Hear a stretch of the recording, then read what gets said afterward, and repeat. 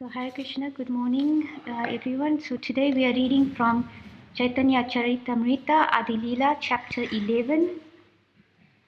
And it's talking about all the different branches of Lord of Lord Nityananda.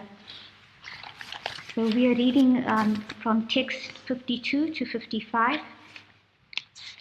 So we have 52 on the board. Pitambara Madhavacharya Dasa Damodara Shankara Mukunda Gnana Dasa Manohara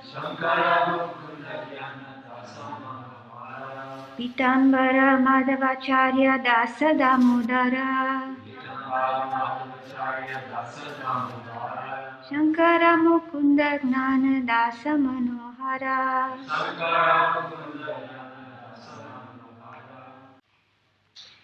So word for word, Pitambara, of the name Pitambara. Madhavacharya, of the name Madhavacharya. Dasa Damodara, of the name Damodara Das. Shankara, of the name Shankara. Mukunda, of the name Mukunda. Gnanadasa, of the name Gnanadas. Manohara, of the name Manohara. Translation. Among the devotees of Lord Nityananda Prabhu, Pitambara was the 64th, Madhavacharya the 65th, Damodar Das the 66th, Shankara the 67th, Mukunda the 68th, Gnanadas the 69th, and Manohara the 70th. Text 53. The dancer Gopal was the 71st, Ramabhadra the 72nd, Gauranga Das the 73rd, Nrsimha Chaitanya the 74th, and Miniketana Ramdas the 75th. Purport. The Gaura Ganodesha Deepika, verse 68, describes Miniketana Ramdas as an incarnation of Shankarshan. Text 54. Vrindavan Das Thakur, the son of Srimati Narayani, composed Sri Chaitanya Mangal, later known as Sri Chaitanya Bhagavat. Text 55. Srila Vyasadeva described the pastimes of Krishna in the Srimad Bhagavatam. The Vyasa of the pastimes of Lord Chaitanya Mahaprabhu was Vrindavan Das. Purport. Srila Vrindavan Das Thakur was an incarnation of Veda Vyas and also a friendly cowherd boy named Kusuma Pida in Krishna Lila. In other words, the author of Sri Chaitanya Bhagavat, Srila Vrindavan Das Thakur, the son of Srivas Thakur's niece Narayani, was a combined incarnation of Veda Vyas and the cowherd boy Kusuma Pida. There is a descriptive statement by Srila Bhaktisiddhanta Saraswati Thakur in his commentary on Sri Chaitanya Bhagavat, giving the biographical details of the life of Vrindavan Das Thakur. Jai Shri Prabhupada ki Jai. Namo Om Vishnu Padaya Krishna Krishna Putale Srimate Pe Krishna Swami Namani Namo Vishnu Putale Srimate Swami Namaste Saraswati Devi. So I seek the blessings of all the devotees that I can speak something that is beneficial to all of us.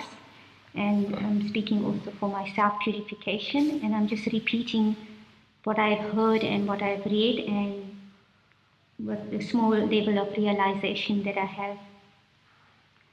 So in these texts, the name of many devotees of Lord Nityananda come up, and I thought I would mention about two personalities. One is Miniketana Ramdas, and in that purport, Prabhupada states that he is an incarnation of Shankarshan, so it's an expansion. And after a bit of research, I found in Caitanya Caritamrita, Adi-lila, text 161, it says that Miniketana Ramdas, he was a great devotee of Lord Nityananda. And then further on in text 171 purport, it says it's describing the pastime where he went to the house of Krishnadas Kaviraj. And as we know, Krishnadas Kaviraj is the one who wrote the Caitanya Caritamrita at a very elderly age, and he was actually suffering from many health issues. His health was debilitated, and he couldn't even hold the ink that he was writing the pastimes of Lord Chaitanya, but he was empowered by the Lord to write it. So this Mini Caitanya Ramdas, he went to the house of Krishnadas Kaviraj, and at that house there was one priest. He was worshipping the deity, and his name was Gunarna Mishra. And he didn't receive Mini Caitanya Ramdas very well. And Mini Caitanya Ramdas, he became very angry. And we would question that, why would a devotee become angry? Even someone doesn't treat us well, we just take the humble position. But the devotees from this purport, Prabhupada mentions, as Krishnadas Kaviraj mentions in Prabhupada's purport, it says that he was angry because on behalf of Lord Nityananda, because this priest, Gunarnava Mishra, he was actually disrespecting Lord Nityananda, because Mini Caitanya Ramdas, he was a great devotee of Lord Nityananda. So Gunarnava Mishra, he accepted Lord Chaitanya, but he rejected Lord Nityananda, because as we hear sometimes, Lord Nityananda we can't understand him because he behaves like an avaduta, he behaves like a crazy man sometimes. But we can't perceive the pastimes of the Lord, so we always need to be respectful of whoever the devotee is. So this Gunarnava Mishra, he was not receiving Mini Caitanya Ramdas very well, and so it says that Mini Caitanya Ramdas, he became angry and he broke his flute, and he was dancing and he left the place. So we understand that we should be very careful when dealing with devotees, that we shouldn't displease any devotees. Like recently I've been listening to Kadamba Swami's classes on his official YouTube page, and so many amazing realizations he shares. And basically his whole, even when he visited New Govardhana, in the short association that classes that I've heard, just a few, but you could tell his whole mood is that he actually said, I am the product of the devotee's mercy. So we can't underestimate the power of association of devotees and pleasing the devotees, because that is a secret of success, is that when you please the devotees, even if they don't say anything, they're pleased with your quality of service and how you are very conscientious even when no one is looking, then you do things nicely because you're doing it. I'm doing this for Krishna, for Prabhupada, for the devotees, so that it's nice for the devotees, and sometimes we can go the extra mile if we have time. And through that, when devotees observe it, even though they sometimes may not say anything, but then that satisfaction of the devotee is actually transferred to that devotee, because Krishna, as we know, the super soul in everyone's heart, is witnessing everything. So he's also in our heart and in everyone's heart. So when a devotee observes someone doing something very wonderful, they are very pleased, then Krishna is pleased. Because also in Krishna book it says, there's the pastime of Govardhan Hill, Krishna lifting Govardhan Hill. It said that Govardhan Hill knew how to please Krishna by pleasing his cows and cowherd boys. It clearly states that. So then that means that Krishna is pleased when his devotees are pleased. So that is one symptom of understanding if Krishna is pleased with our service, is when we see that the devotees around us are happy with our service. So yes, so getting back to that point, like Kadamba Swami was saying, we are the product of the devotee's mercy. So how we get that mercy is by humbly and sincerely serving to our best capacity. So in this pastime, Lord Nityananda, he Krishnadas Kaviraj, he was at the house of his brother who was engaging this priest, Gunarnava Mishra. And Krishnadas Kaviraj's brother, he took the side of that priest when he was disrespectful to Minikirtana Ramdas. And because of that, that night in a dream, even though Krishnadas Kaviraj was very elderly and he didn't have anyone else to support him, in a dream, Lord Nityananda told him to leave that place. So yesterday's class, they were mentioning about dreams and how when we read about the dreams in the scriptures and we hear the dreams that many of Prabhupada's disciples, they dream about Prabhupada. And that is in reality that the devotee or Krishna comes and is reciprocating with that devotee. But when we come new to the Krishna consciousness movement, then also that can happen. But we also need to be very careful that we are not also just concocting any idea of any dream, like someone may come and say, oh, like my spiritual master, Guru Krishna Goswami would, one devotee, disciple came and said, oh, Gurudev, I had a dream that you told me to do something. And my Guru Maharaj said, oh, I didn't say that. So in that's showing that when we have a living Guru, then we do need to consult, because in Bhagavad Gita it says that we have 4 propensities. We have this propensity to cheat. We are put into illusion. And what are the other 2? Yes, we are prone to make mistakes. And the 4th one is, yes, imperfect senses. So that's why we should always be mindful that like we need to be introspective, that am I really following the Prabhupada's teachings full and full 24 hours a day? And then not that we broadcast that, oh, I have this shortcoming and that shortcoming, but introspective so that we can make progress ourselves, that where I need to put my work, and I need to also check because I'm not perfect and I can make mistakes. My senses are not perfect. Even we need glasses, some of us, to read or to see a further distance, like that. So we should always have that threefold check: Guru, Sadhu, and Shastra. That's the threefold check. We read the scriptures and we educate ourselves. It's not that we go for class or we hear someone and then we just blindly accept. So Prabhupada said we shouldn't be blind. We should all become gurus. Not that we all become sannyasis, but we become gurus in the sense that we also study the scriptures and we understand, so we can recognize who is a sadhu that we can take association from. And then the guru, the spiritual master, and the sadhu means all the devotees that we can take guidance from them. So the next personality that I wanted to talk about is Vrindavan Das Thakur.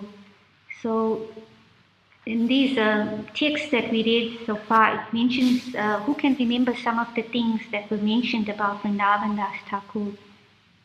He is the son of, yes, Srimati Narayani. And Narayani is the niece of Srivas Thakur. And who knows who is Srivas Thakur? Mandali, Janavi, who is Srivas Thakur?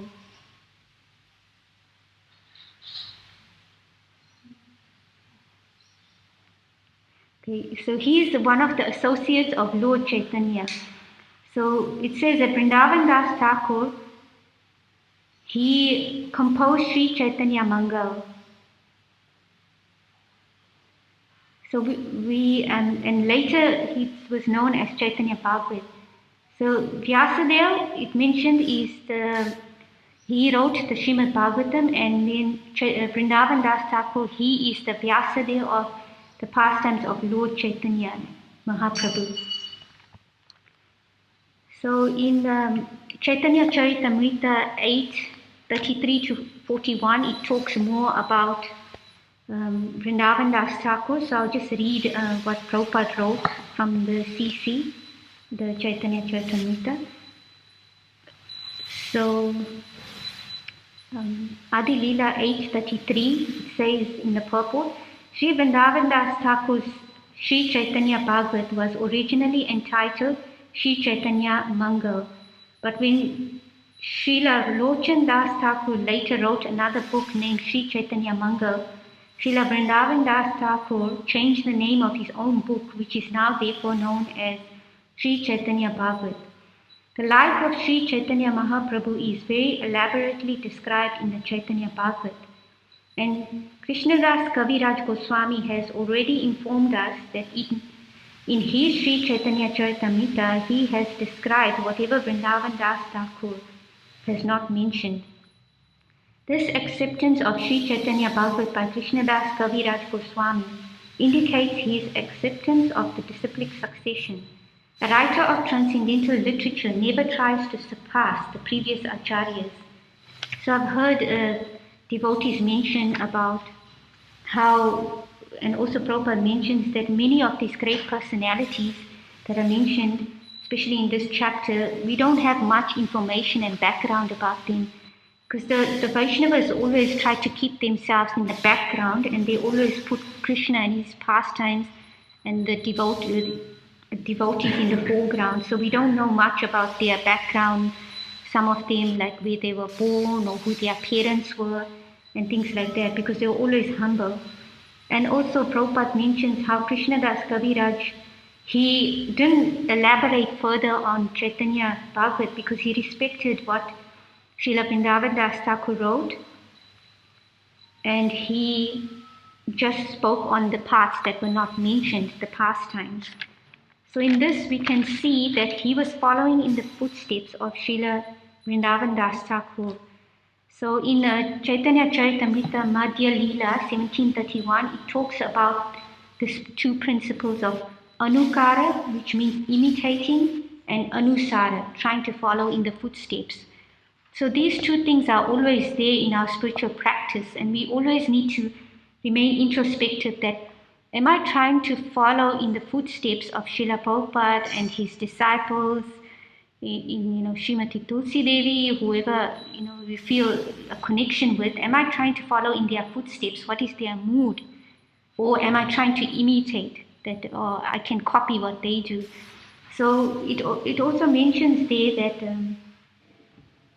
in Madhya-lila 9:131, one who worships the Lord by following in the footsteps of the inhabitants of Rajabhumi attains him in the transcendental planet of Raja, where he is known as the son of Maharaj Nanda. So we are given this also, that the gopis of Vrindavan, that we need to follow in the footsteps of the gopis. So not that one may think, oh, I'll dress up like a gopi and then I become a gopi. It's not like that. We need to understand the mood. And we also hear Prabhupada writes that the gopis were beautiful not just because, in beauty in itself, but because they were serving Krishna. Their beauty was enhanced further because they were serving Krishna with all their heart. So beauty comes from the inside, and it's not about externals. Of course, the gopis were also externally very beautiful. So this, it's always emphasized, Prabhupada emphasizes many times about following in the footsteps, and all these great personalities in Caitanya Caritamrita and Srimad Bhagavatam, we hear of all these great personalities, how they were following in the footsteps of other devotees, and they were trying to the best, they were doing their best according to their capacity. Just like we hear the pastime in the Ramayana, there was, so Hanuman they were building the bridge to Lanka. So Hanuman was carrying big boulders. And sometimes there's a variation, but it's described either a squirrel or a spider was taking small, granules or small pebble and then making the bridge. And then Hanuman, he says, get out of my way, I'm, carrying this big boulder. And then Lord Ram, he became angry. He said that this, I'll say the squirrel is doing the same as you according to his capacity. So whatever the squirrel offered was 100%, and so whatever also Hanuman offered was also 100%. But externally, we might see, oh, that's just a little pebble and that's a big bolder. So in spiritual life, we understand that it's very different from material, the externals. So we need to also understand the internal mood, just like when we are serving the Krishna. So sometimes it may be so, like, I'll give one example. Maybe we worshipping the deity and looks all very beautiful and everything, but then what was the background is that because I do deity worship, so I'll give that example in that context. Right? So it's not about only about the final darshan when you come and see, and oh, everyone says, oh, so beautiful, but there's so much background involved. The consciousness, how are we preparing our consciousness before dressing? The night before, are we reading? Are we doing some service? Did we pick some flowers for our worship? Did we make extra flowers, for example, for the Lord, for the dressing?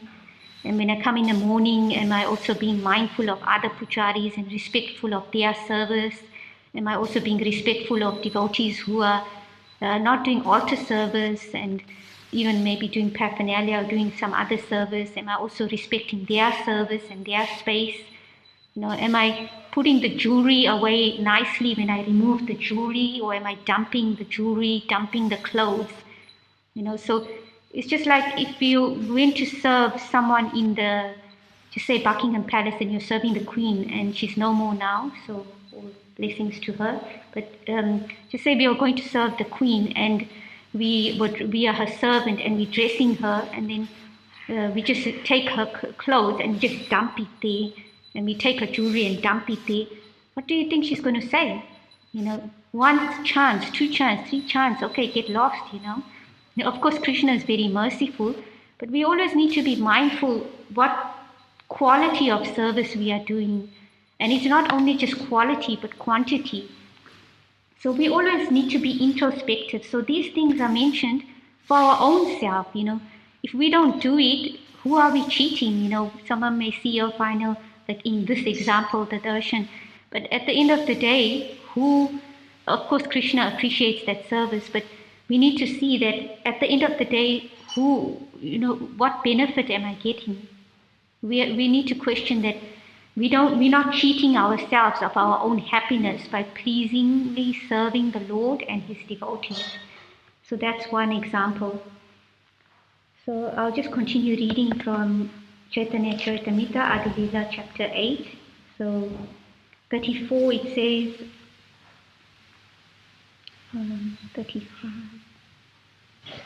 35 it says, Thakur Vrindavan Das has composed Sri Caitanya Mangal. Hearing this book annihilates all misfortune. Because these books are authorized books, and when we read them, we are directly connecting with the previous acharyas, because anyone who writes any transcendental literature, as Prabhupada mentioned, is that they are praying.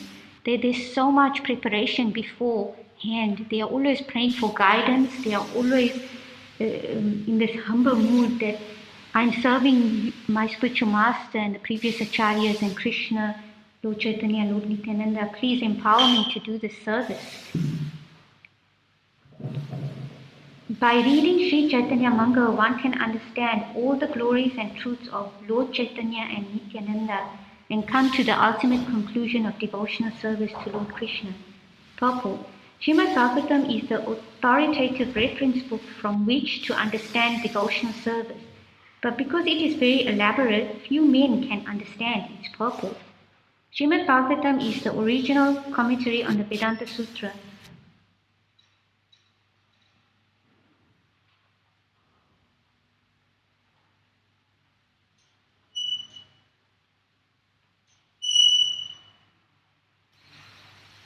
Another difficulty in understanding Srimad Bhagavatam is that the professional reciters have introduced Bhagavad Saptaha, or 7-day readings of the Bhagavatam. So we may not be so familiar about this Bhagavad Saptaha, but in Hindu society, they have this 7-day. Saptaha means 7, and Bhagavad means the Bhagavatam. They have 7 days where if they are eating meat, they refrain from eating meat. And for 7 days, they go and hear the Srimad Bhagavatam. And usually it's just directly going to the pastimes of the gopis, like the Canto 10. Prabhupada mentions here further, they want to finish Srimad Bhagavatam in a week, although it is so sublime that even one verse of Srimad Bhagavatam, if properly explained, cannot be completed in 3 months.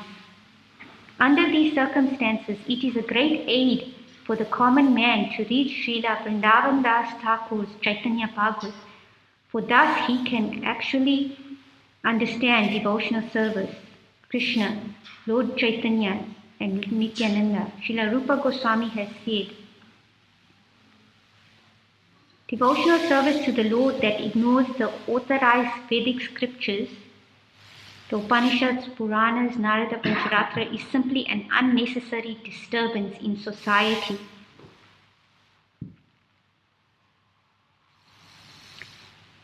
In Sri Chaitanya Mangal, later known as Chaitanya Bhagavat, Srila Vrindavan Das Thakur has given the conclusion and essence of devotional service by quoting the authoritative statements of Srimad Bhagavatam. Even if a great atheist hears Sri Chaitanya Mangal, he immediately becomes a great devotee. The subject matter of this book is so sublime that it appears that Sri Chaitanya Mahaprabhu has personally spoken through the writings of Srila Vrindavan Das Thakur. So, Prabhupada wrote this, so we also hear that one of Prabhupada's disciples was asking him, because he saw Prabhupada reading the Krishna book, and Prabhupada was really relishing this book. He says, Prabhupada, why are you reading your own book? And Prabhupada said, I didn't write it, Krishna was reciting to me. So we can also see that Prabhupada, in his humility, he doesn't mention that, but we can get a glimpse of his own life when he talks in the purport. Because of his great humility, he doesn't mention about himself, but the same applies to him.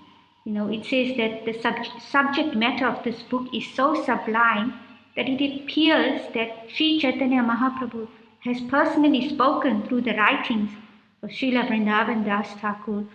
So we can see that there are so many devotees all around the world, and through the potency of Srila Prabhupada's writings and his great faith in his spiritual master and repeating the words of the previous acharyas, that so many people, their hearts are changing. And not just like in India, you know, many people in those times were pious, but you know, people even in the Western countries who are doing all sorts of things like illicit sex, gambling, meat eating, intoxication. How is it possible to give that up? Even like we have the Alcoholics Anonymous and the people who are smoking, it's very hard to give it up. But just by following this process, and one may think, oh, it seems so easy. And it is very easy if one sincerely and wholeheartedly takes it up and follows this process. So I was asking who is Srivas Thakur. So we have 5 personalities in the Pancha Tattva. So who can name the one of the personalities? Yes, Lord Nityananda, Advaita Acharya, Chaitanya Mahaprabhu, Gadadhar Pandit, and Srivas Thakur. So Srivas Thakur, he is an incarnation of Narad Muni. So Srivas Thakur's niece is Narayani, and when she was a little girl, she was playing at the house of Srivas Thakur, and Lord Chaitanya at that time, he was visiting Srivas Thakur's home, and he was so merciful, he would personally give his own remnants that he ate to Narayani, and she would eat that. And she was just an ordinary little girl, but she got so much mercy. And then later on, when she grew up and she got married and she became pregnant, but unfortunately, she was carrying Vrindavan Das Thakur in her womb and she became a widow. Her husband died. So the reason I mention that is because in Adi-lila 839, it says, Prabhupada mentions, Only an empowered devotee can receive direct mercy of the Lord. When Narayani was a little girl, Chaitanya Mahaprabhu would personally give his remnants to her. So we can see that Krishna makes all arrangements. He can see everything so expertly, past, present, and future, and he made this arrangement for his great devotee. And his mother was also a great devotee of the Lord.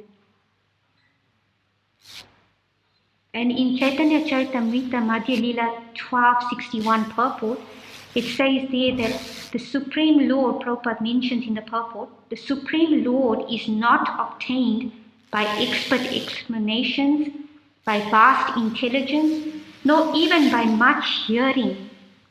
He is obtained only by one whom he himself chooses. To such a person, he manifests his own form. So when we hear this, we might feel a little bit disheartened that, okay, we may be following the process, we go for class and that. But even then, it's still dependent on the Lord's mercy. And Krishna chooses his team, as one of the visiting sannyasis was mentioning. So we heard before how we can get the mercy of Krishna, and the key is by pleasing the devotees. And then Krishna will choose that devotees, just like Prabhupada, he told us that we pray to Radharani, and he says we go up to Srimati Radharani, and we say, Srimati Radharani, like on Radhashtami especially, we can say, please tell about me to your Krishna. So that is already showing us that she is a great devotee of Krishna, and by approaching a devotee of Krishna, then we get the mercy of Krishna. So that's how this process works. By pleasing the devotees, by serving sincerely, we don't need to approach God directly, but when we approach his sincere devotee, then Krishna will notice us, just like the example of Prabhupada mentions that some gentleman, he's walking his dog, and then you go out and you see the dog and you start petting it and you say, oh, what a cute dog. And then that owner, if you went up to him separately and you want to try to talk, and he's a prominent personality, you're like, oh yeah, I don't want to talk to you. But you go up to the dog, like the dog, and you say, oh, and then that master of that dog is so pleased, and he'll give you attention. So even Bhaktivinoda Thakur, who is the father of Srila Prabhupada's spiritual master, he has a song and he prays that to the Lord that, please let me become a dog in my next birth, in the house of a devotee, because that devotee will give prasadam, blessed food that's offered to the Lord, and will chant the holy names of the Lord. So it's not that he's literally like his mood is, he's really feeling it. He understands the great importance of being in the association of devotees. So just by hearing that, then we follow in the footsteps according to our capacity, that what is the mood of that great devotee, how they're thinking, and then we follow them based on their mood and their practice. And then we get the mercy and blessings of the Lord. So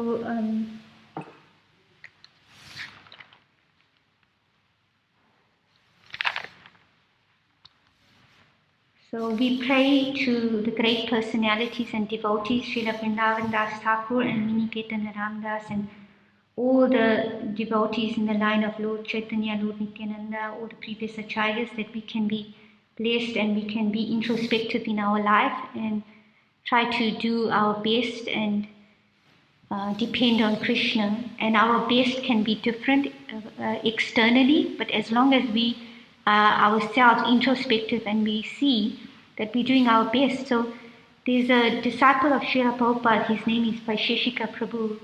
I really feel really inspired by him, and I listen to his classes. He has a Facebook page called Fan the Spark, and such an inspiring devotee. And he talks about we should always,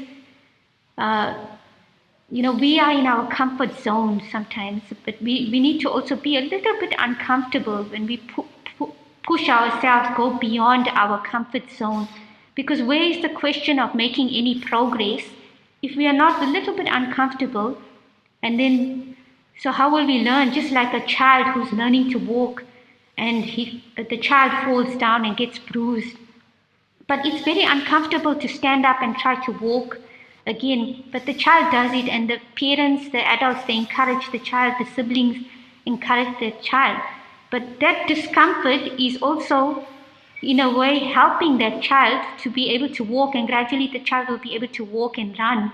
So we need to understand from that example also that, and also that environment, also that we need to see that, okay, they were encouraging parents, encouraging adults, encouraging siblings.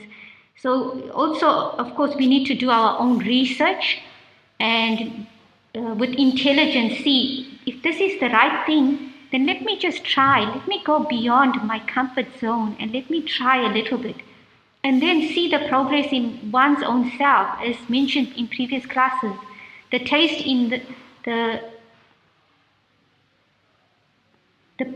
pudding is in the taste. So one can experience something by tasting it and trying it for oneself. So if we don't try, how will we know?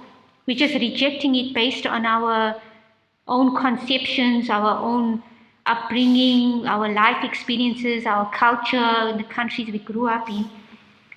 And that is there and that is respected. But if we hear something is good and we see the result in other people, that they're actually happy and their life has improved, they have changed, then why not try for ourselves how we can improve? So I'll end there if anyone has any questions, comments, corrections.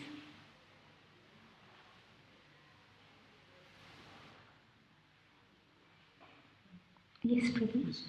What is the verse describing Chaitanya Bhagavat in relationship to Srila Bhagavatam? Oh, yes.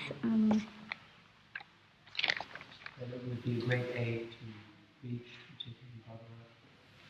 Oh, yes. I think it's in Adi-lila chapter 8.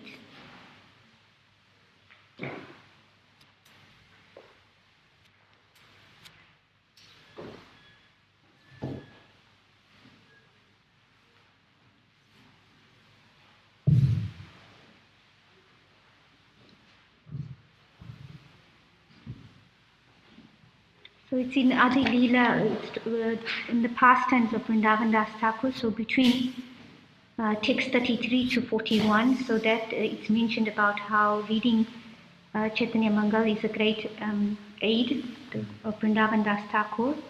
And it mentions there that by reading Sri Chaitanya Mangal, one can understand all the glories and truths of Lord Chaitanya and Lord Nityananda and come to the ultimate conclusion of devotional service to Lord Krishna. So in one of those between 33 to 41, it mentions that it's a great aid. So of course we all need some aid, just like if we are injured, we use crutches. So when we hear about these things, we don't need to reinvent the wheel. We just take the guidance from the scriptures and we hear from our spiritual masters and we utilize that. Even Ambika Mataji, she always mentions how this the Vaishnava songbook, the prayers of the Vaishnavas is so powerful. We don't need to, of course, we pray to the Lord when we come with, with feeling, with love, that please engage me in your service. And of course, even if it says that even if one has all material desires, no material desires, or, one is an elevated devotee, whatever level we are on, we still approach the Lord and gradually our heart becomes purified. So in the prayers, Ambika Mataji mentions, like, we don't need to reinvent the wheel. We can also, if we can't think of what prayers to sing, just open up the songbook and we read the translation of the songbook. They're so powerful. The prayers are so deep because those devotees who have written those prayers is so heartfelt that just by reading, by connecting with those prayers, then our heart becomes purified. And that's the transcendental magic of reading the holy scriptures that are coming down through disciplic succession directly from the Lord, from Krishna, through his dear disciples, and we get the benefit of that. So,